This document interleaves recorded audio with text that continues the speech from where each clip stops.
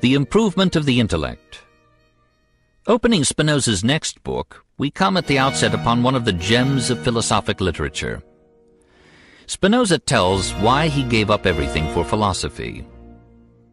After experience had taught me that all things which frequently take place in ordinary life are vain and futile, and when I saw that all the things I feared and which feared me had nothing good or bad in them save in so far as the mind was affected by them, I determined at last to inquire whether there was anything which might be truly good and able to communicate its goodness, and by which the mind might be affected to the exclusion of all other things.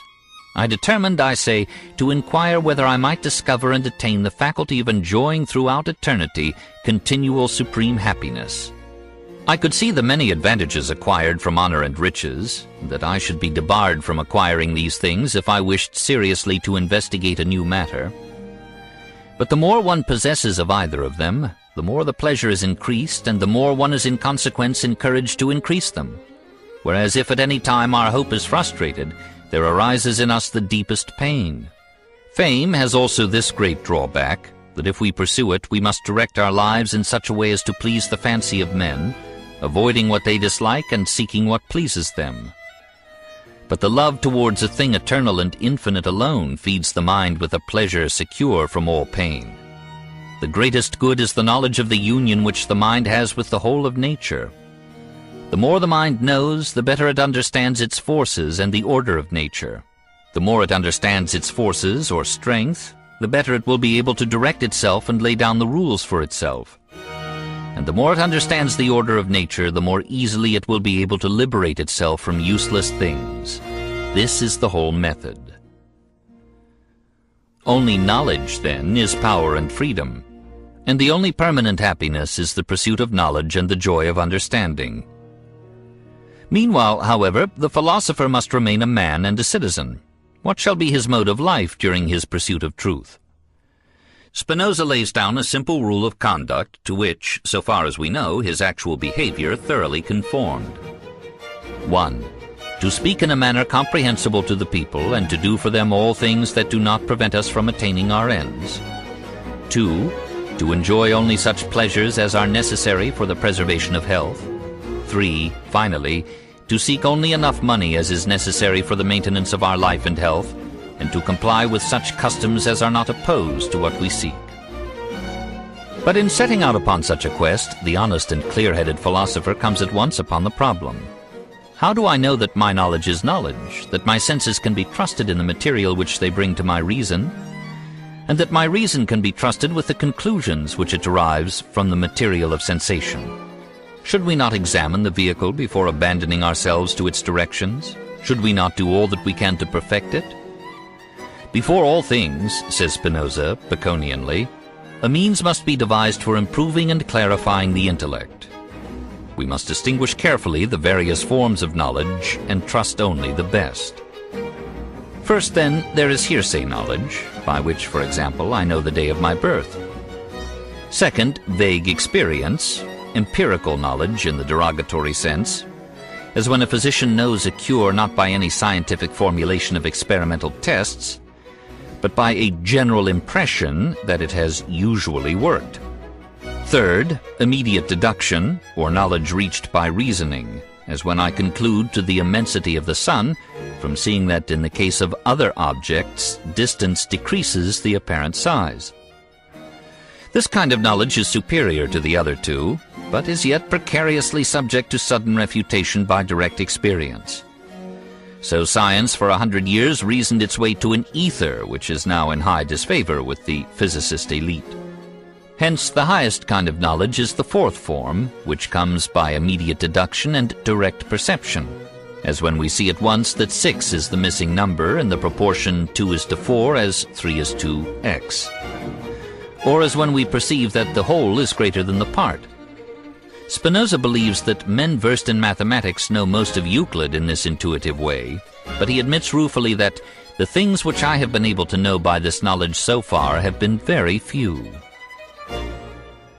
In the Ethics, Spinoza reduces the first two forms of knowledge to one, and calls intuitive knowledge a perception of things sub specie eternitatis, in their eternal aspects and relations, which gives in a phrase a definition of philosophy.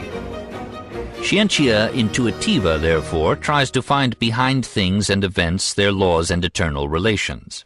Hence Spinoza's very fundamental distinction, the basis of his entire system, between the temporal order, the world of things and incidents, and the eternal order, the world of laws and structure.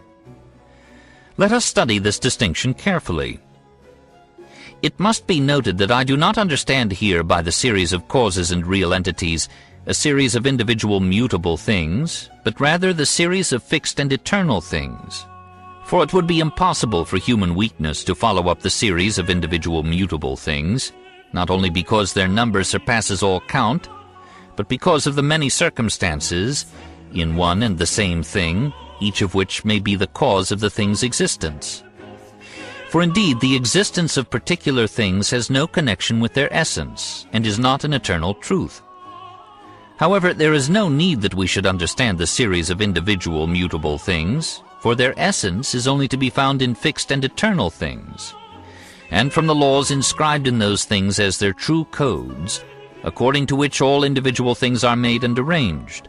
Nay, these individual and mutable things depend so intimately and essentially on these fixed ones, that without them they can neither exist nor be conceived.